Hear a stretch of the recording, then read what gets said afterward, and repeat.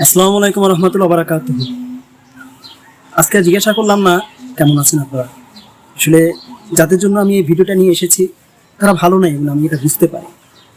তো ভাই, মন মনে হয় খুব খারাপ আপনাদের, মন মানসিকতা বা অনেকের কাছে দেখা যাচ্ছে মানে সকল আশাই শেষ, এরকমভাবে অনেকেই আছেন। আমার আজকে তাদের জন্যই আসা। দেখুন, আপনাদের জায়গায় একদিন আমি ছিলাম, আমি আপনাদের কষ্টটা বুঝতে পারি।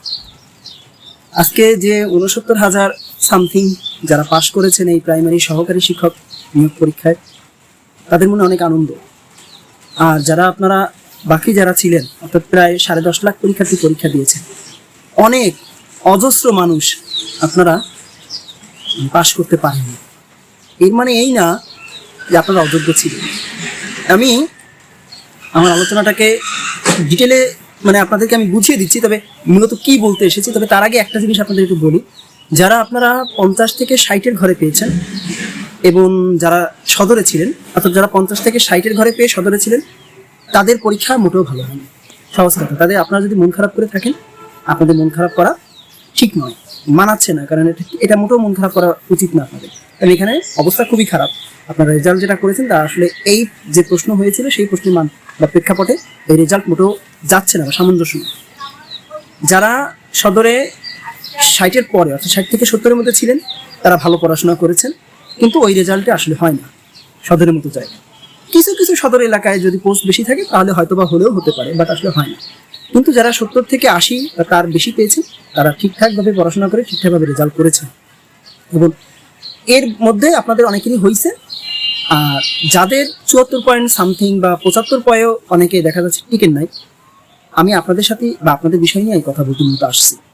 দেখুন, আপনাদের সমস্যাটা আপনাদের না, সমস্যা হচ্ছে দুর্নীতির কারণে প্লাস পোস্ট না থাকায় পোস্টগুলো আগেই কিনে নিয়ে যাওয়া হয়েছে, যার কারণে ৯০-এর ভিতরে ৭৫ পেয়েও আপনাদের অনেকেরই চান্স হয়নি এই সদরে। বুঝতে পেরেছেন? এখানে আপনাদের কোনো ফল্ট নেই, আপনারা পড়াশোনা যথেষ্ট ভালো করেছেন। এই পড়াশোনায় এই লেভেলে যে পড়াশোনা আছে, এই পড়াশোনা যদি করতে পারেন, প্রাইমারি যে প্রধান শিক্ষক যে পরীক্ষাটা আছে সেখানে আপনাদের ইনশাল্লাহ হয়ে যাবে। সেখানে দুর্নীতি নাই, সেখানে আপনাদের অবশ্যই হয়ে যাবে। এই নিয়ে মন খারাপ করার কোনো প্রয়োজন নাই। কিন্তু যারা ৫০ থেকে ৬০-এর ঘরে পেয়েছেন বা ধরেন 70-র মধ্যে যারা পেয়েছেন, সদরে বসে, আপনাদের আরো পড়াশোনা করতে হবে, আরো বলতে অনেক বেশি পড়াশোনা করতে হবে। তা না হলে কিন্তু এরকম মন খারাপ আপনাদের চলতেই থাকবে। আমি আপনাদের যেমন মন ভালো করতেও এখানে এসেছি বা কিছু ভালো কথা বলতে এসেছি, তেমনি বাস্তবতা আপনারা কোথায় অবস্থান করছেন সেটা বলতেও এসেছি। বুঝছেন? কারণ আপনি যদি বাস্তবতায় না বোঝেন তো এরকম ভিডিও দেখতেই থাকবেন, সান্ত্বনামূলক ভিডিও, তা কোনো কাজে আসবে না। আপনাকে বাস্তবতা বুঝতে হবে। আপনার সমস্যাগুলো কোথায় ছিল সেগুলোকে আইডেন্টিফাই করেন, প্রশ্নগুলো দেখে নিয়ে আবার বসেন যে আমি এই সহজ প্রশ্নগুলো যদি না পেরে থাকি, কি ভুল ছিল, আমি কেন পারিনি, আমি এমসিকিউতে কেন ভুল করেছি বা কোথায় কি সমস্যা, এই নিয়ে আমি অলরেডি একটা ভিডিও দিয়েছি, এটাও দেখতে পারেন। এটা দেখলে আপনাদের বুঝতে সহজ হবে। তবে আমার যেটা মনে হয় আপনাদের প্রস্তুতিতে সমস্যা ছিল। আপনারা অনেক হজাপড়ালা প্রস্তুতি নিয়েছেন, যা আসার কথা তা না পড়ে গড়পত্তায় পড়ে গেছে। মনে রাখবেন, যে কোনো চাকরি পরীক্ষায় প্রস্তুতি নিতে গেলে সবার আগে যেগুলো জরুরি সেগুলো আগে পড়বেন। তারপরে আপনি দেখবেন যে জায়গায় জরুরি বলতে যেগুলো থেকে প্রশ্ন বেশি আসে, এগুলো নিজে নিজে আইডেন্টিফাই করবেন, বা আপনি কারণ কোনো মেন্টারের সাহায্য নেবেন, বা আপনি কোচিং থেকে পারেন, যেখান থেকে পারেন এটা করবেন। তা নাহলে কিন্তু আপনি পারবেন না, আগাতে পারবেন না। ঠিক আছে? এরপরে আপনি বিষয়ভিত্তিক পড়বেন। আর প্রস্তুতি বলতে পুরো ১ বছর ধরে পড়তে হয়, ওই ৩-৪ মাস আগে বা 2 মাস আগে পড়ে আসলে চাকরি পরীক্ষা টেকা সম্ভব না। একান্ত খুব বেশি ভাগ্যবান আর ব্রিলিয়ান্ট না হলে এটা হয় না। সবাই কিন্তু আমরা সেরকম নই, সবার ভাগ্য একরকম নয়, সবাই একরকম ব্রিলিয়ান্টও না। এবার আসেন যারা উপজেলাতে ছিল, উপজেলাতে আপনাদের কিন্তু আমি আমার একটা ভিডিওতে বলেছিলাম যে যারা উপজেলাতে ৬৮ থেকে ৭০-এর মধ্যে পাবেন বা তার একটু বেশি, এরা টিকবেন ইনশাল্লাহ। যারা সদরে ৭৮ থেকে ৮০ বা তার একটু বেশি পাবেন, তারা টিকবেন ইনশাল্লাহ। আমি যদি ভুল না বলি, এখনো পর্যন্ত আজকে এই ২২ জানুয়ারি পর্যন্ত গতকাল রেজাল্ট দিয়েছে, আমার মনে হয় আমার এই ধারণাটা পুরোপুরি ঠিক ছিল। যদিও এই জিনিসটা যখন আমি ফেসবুকে আপলোড করি, আমার ফেসবুক পেজে যখন আমি এই ভিডিওটা রিলটুকু দিয়ে, এই অংশটুকু যেটুকু আমি কেবল বললাম, এটা আমাকে গালিগালাজ থেকে শুরু করে তুই তারাই বা তুই তোকারি থেকে শুরু করে এমন কোনো ভাষা নেই, এমন কোনো খারাপ ভাষা নেই যা আমাকে ওই কমেন্টে বলা হয়। আমি কোনো কিছুর উত্তর দিই নাই, আমি শুধু সবার জন্য শুভকামনা রেখেছি। কারণ আমি জানি যদি আমার প্রেডিকশন তো আল্লাহর হাতে, এটা সবই তিনিই জানেন। তবে আমার প্রশ্ন দেখে যা মনে হয়েছিল সেইভাবেই আমি একটা বলেছিলাম যে এরকম হতে পারে। আগে পরে যা বলেছি তা হয়েছে, এবং মহান আল্লাহর ইচ্ছা এবার একটাও হয়েছে। আমার আর পরে কিছু বলার প্রয়োজন নাই, আমি আর বলতেও চাই না। শুধু এখানে এতটুকু আপনাদেরকে ক্লারিফিকেশন দিতে আসলাম যে সাধারণত প্রশ্ন সহজ হলে এইরকমই একটা মার্ক থাকে, বুঝতে পেরেছেন? তা না হলে আসলে উপজেলা পর্যায়ে হোক, জেলা পর্যায়ে হোক, বা সদর পর্যায়ে হোক, এটা সম্ভব না এই প্রাইমারি চাকরিতে। অথচ মানুষ আমাকে কত গালি দিয়েছে, সব থেকে বেশি কষ্ট পেয়েছি একটা জায়গায়। আমাকে তারা বলেছে, জীবনে কোনোদিন পরীক্ষা দিয়েছিস, জানিস কিছু কিছু জানিস, পরীক্ষা কেমন দিতে হয় জানিস কিছু? তো আমি এগুলো শুনছি, এগুলো নিয়েছি, আমি বুঝছি যে তারা হয়তো কোনো পরিস্থিতির শিকার, তারা আসলে অনেক কষ্ট পাচ্ছেন, যেহেতু আমি অনেক বেশি নাম্বার বলে ফেলেছি। তারা ভাবছিলেন হয়তো অনেক অল্পই, হয়তো বা অনেক অল্পতেই হয়ে যেতে পারে, কিছু কিছু উপজেলা বা সদরে হয়েছে অল্প মার্কই হয়েছে, হয়তো 60+ হয়েছে। বাট বলতে পারেন যে 90% জায়গাতেই যারা ওই 68 থেকে 70-এর মধ্যে উপজেলাতে না পাইছেন তাদের হয়নি, আর যারা 78 থেকে আপ যারা না পাইছেন সদরে, তাদের আসলে হয়নি। এটাই বাস্তবতা। তো যারা উপজেলাতে, যারা আপনারা এটা পান নাই, দেখেন আপনারা অনেকেই আবার দেখা যাচ্ছে 68-এরও বেশি পাইছেন, 70-এরও বেশি পাইছেন, আপনার উপজেলাতে হয়নি। কিন্তু আপনার উপজেলাতে না হওয়ার প্রধান প্রধান কারণই হচ্ছে ওই যে একই বললাম যে দুর্নীতি, এইটা। আর হচ্ছে দেখা যাচ্ছে সিট কম, এটাও হতে পারে। প্লাস একটা জিনিস মনে রাখবেন, ভাগ্য অনেক বড় জিনিস। অনেক সময় দেখা যায় কি কিছু কিছু পরীক্ষায় একই নাম্বার অনেকেই পেয়েছে, এত বেশি লোক পেয়েছে একই নাম্বার, যে তখন একরকম ওই ওই দৈব চয়ন টাইপের চয়ন করে তাদেরকে নেওয়া হয়। তুমি কি করবে, বাদ তো দিতে হবে, না বাদ দেওয়ার তো কোনো সিস্টেম নাই। সেই জায়গাতে যাদের কপালে বেঁধে গেছে তারা বাঁচছে, যাদের বাঁধেনি তারা হয়নি। এটাও একটা বিষয়, বুঝছেন? এটা হয়, চাকরি পরীক্ষাগুলোতে এগুলো হয়, এটা আপনাদের জানতে হবে। এখন আমার আজকে আসার মূল উদ্দেশ্য হচ্ছে আপনারা এখন কি করবেন।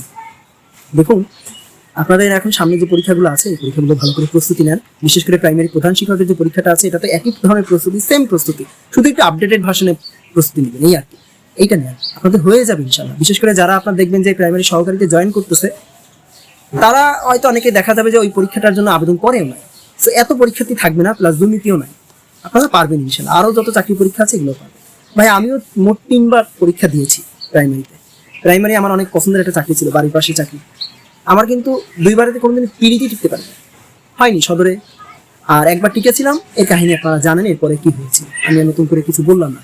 এই কষ্ট সহ্য করে আমি এ পর্যন্ত আসছি। আমি যদি বিসিএস গেজেটেড অফিসার হতে পারি, ফার্স্ট ক্লাস গেজেটেড অফিসার, আপনারাও পারবেন। বিসিএস বলেন বা যে কোনো কিছুতে আপনারা পারবেন, কেন পারবেন না? জীবন তো এখানে থেমে নাই। আর আজকে আপনাদের জন্যই আমি আশা এই জন্য, সবাই আজকে যারা টিকছেন তাদের জন্য ভিডিও বানাচ্ছেন, যারা আমাদের মতো যারা ভিডিও বানান বা আলোচনা করতেছেন, আমিও করবো ইনশাল্লাহ। বাট আমি আগে আপনাদের কষ্টটা মানে একটু হলেও ফিল করতে এখানে এসেছি। কারণ দেখুন, আপনাদের নিয়ে কেউ আলোচনা করবে না, আমি আলোচনা করতে এসেছি, কারণ আপনাদের কষ্ট আমি বুঝি। আমার বিশ্বাস আপনারা আমার সাথে থাকবেন। আমি যেভাবে আপনাদেরকে সাপোর্ট দেওয়ার চেষ্টা করি, এভাবে আমাকেও সাপোর্ট দিবেন। আপনাদের চাকরিতে সমস্যা হওয়ার কথা না। আমি যদি আল্লাহ আমাকে বাঁচিয়ে রাখেন, আমি আপনাদের সর্বাত্মক সাহায্য করবো ইনশাল্লাহ, যেভাবে করে যাচ্ছি। মন খারাপ করবেন না, বুঝছেন? মন খারাপ করে আফসোস হয়ে ঘরের মধ্যে বসে থাকেন না, ঘর থেকে বের হন। আবার সবকিছু, পৃথিবীটা কিন্তু এই চাকরির জন্য না, আমাদের মৃত্যুর পরে কিন্তু আমাদের আমল নিয়ে যেতে হবে। এই চাকরি বাকরি কোনো কিছু যাবে, এগুলো চিন্তা করেন না, ঠিক আছে? এগুলো আসবে যাবে, রিজিক আল্লাহর হাতে। তিনি যখন চাইবেন, যেভাবে চাইবেন, আপনার হয়েই যাবে। দেখবেন কেমনি হয়েছে আপনি নিজেও জানেন না। আপনি শুধু চেষ্টা করে যান, তবে ভালোভাবে চেষ্টা করেন, ঠিক আছে?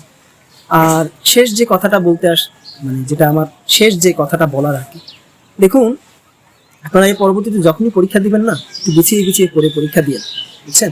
একটু মানসিক ভালোভাবে প্রস্তুতি নিয়ে পরীক্ষাটা দিয়ে, ঠিক আছে? তাহলে আর আপনাদের খুব বেশি সমস্যা হবে না। ওকে? আর আপনাদের যে প্রধান শিক্ষক যে পরীক্ষাটা আছে, এই পরীক্ষার জন্য যারা যেভাবে পড়তে চাচ্ছেন বা যেভাবে কি করতে চাচ্ছেন, সেখানে একটা জিনিস আপনাদের বলে যাই, এটি একটু মাথায় রাখেন। ইংরেজি আর বাংলা, এই যে দুইটা জায়গা আছে, এই দুইটা জায়গায় যত ডিপ যত বিষয়গুলো আছে না, এই বিষয়গুলো একটু ভালো করে পড়ে, আমার মনে হয় এই বিষয়গুলো যদি ভালো করে পড়তে পারেন, তাহলে আপনাদের এই যে পরীক্ষাটা আছে এখানে চান্স হয়ে যাবে। আর এই যে দেখেন এত মন খারাপ করে বসে আছেন, অথচ যারা 69,000 বা সামথিং যারা টিকছেন আর কি, এদের মাঝখান থেকে চাকরি হবে হচ্ছে 14,500-এর মতো মানুষ, বা তার একটু বেশি হলেও হতে পারে। বাকি তাহলে আর কত থাকে? প্রায় তো 69,000 না, তাহলে প্রায় ধরেন আপনার 54,000, বা ধরেন আপনার 54,500-এর মতন যারা বাকি আছেন, তারা তো বাদ যাবে। তা যারা আপনারা পিলিতে বাদ গেছেন, আপনাদের কষ্ট তো এখানেই শেষ। কিন্তু যারা ভাইবা টাইবা দিয়ে এসে বাদ পড়তেছেন, তাদেরটা একটু চিন্তা করেন, তাদের মনের অবস্থা কি হবে, বুঝতে পেরেছেন? তাই রিজিক ওই 14,500-এরই আছে, বাকি সবই হচ্ছে বাদের দল। তো আপনাদের না একটু আগে বাদ হয়েছেন, তাই আগে কষ্ট হচ্ছে। যারা পরে বাদ যাবেন তাদের কষ্ট পরে হবে, বাট হবে, শিওর থাকে। শুধু ওই 14,500 বাদে বাকি সবারই কষ্ট হবে, এতটুকুই বলা আছে। আপনারা একা না, পাপি আপনারা একা না। আর আপনারা হাসছেন নাকি আপনাদেরকে হারিয়ে দেওয়া হয়েছে, এইটা একটু মাথার মধ্যে ঢুকান। এই যে বলেন না যে কেউ মারা গেছে আর কাউকে মেরে ফেলা হয়েছে, এই দুটো কিন্তু এক নয়। এমনি আপনারা হারেন নাই, বুঝতে পেরেছেন? আপনাদেরকে হারিয়ে দেওয়া হয়েছে এই দুর্নীতির দ্বারা। তাই নিজেদেরকে হারা পার্টি ভাবার কোনো অর্থ নেই, কোনো দরকারই নাই। আপনারা ইনশাল্লাহ পারবেন। আপনারা চাকরি পরীক্ষা দিতে আসছেন, আপনারা কিছু না জেনে শুনে পরীক্ষা দিতে আসেন না, ঠিক আছে? আপনারা বেস্ট, আপনাদেরকে আমার লাল সালাম। আপনারা যারা আজকে হেরে গেছেন, আপনারা হেরে যান নাই, আপনাদেরকে হারিয়ে দেওয়া হয়েছে। ইনশাল্লাহ এই প্রধান শিক্ষক বলেন বা অন্যান্য যেসব পরীক্ষায় দুর্নীতি হবে না, আপনাদেরকে হারাতে পারবেন না। আল্লাহ পাক সেটা দেখে নিবেন ইনশাল্লাহ, টেনশন করুন না, ঠিক আছে? ওরা একটু মুস্কি হেসে নিক, যারা এই দুর্নীতি করে বা যারা 2 নম্বরই করে এখানে এসেছে, আপনাদের হক নষ্ট করেছে, তারা একটু মুস্কি হেসে নিক। তাদের বিচার আল্লাহ খুব দ্রুতই করবেন। তাদের কি হতে যাচ্ছে সেটা আল্লাহ ভালো করেই জানে। এই তো কোরআনের থেকেই বললাম, বুঝতে পেরেছেন? তাই হবে। সেই পর্যন্ত সেটা দেখবো ইনশাল্লাহ। আমরাও চাই যারা সত্যিকারের হকদার তারাই পাক, যারা হকদার না তারা না পাক। আর যাদের প্রতি মানে দুর্নীতি করা হয়েছে, যাদের প্রতি আপনার অবিচার করা হয়েছে, তারা তাদের সুবিচারটা পাক। সেই দিন দেখার অপেক্ষায় আজকে এ পর্যন্ত বিদায় নিচ্ছি। আল্লাহ হাফেজ। আসসালামু আলাইকুম ওয়া রাহমাতুল্লাহি ওয়া বারাকাতুহু। আপনাদের প্রতি আমার সমবেদনা, আপনারা ইনশাল্লাহ পারবেন। আমি আপনাদের ভাই, আমি আছি আপনাদের পাশে, থাকবো ইনশাল্লাহ। আজকে এ পর্যন্ত বিদায় নিচ্ছি। আল্লাহ হাফেজ।